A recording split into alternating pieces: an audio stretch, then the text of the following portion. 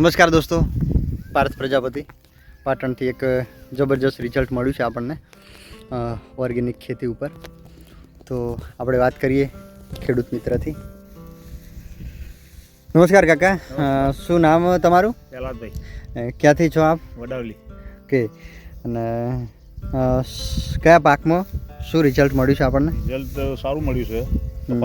કપાસમાં ખાતરનો છે તે રિઝલ્ટ સારું મળ્યું. બરાબર.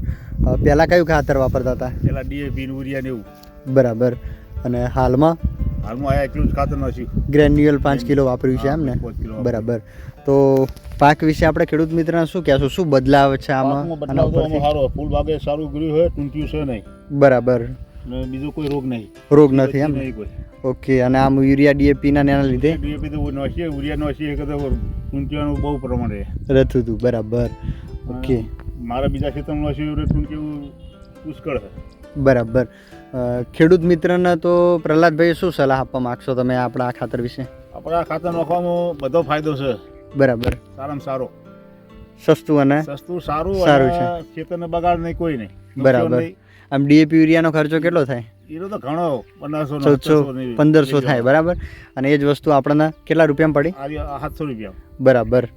સરસ. તો આગળ જતાં આપણે ખેતરને નળ નહીં ને બધી રીતે સારું. સારું. ઓકે, જબરજસ્ત.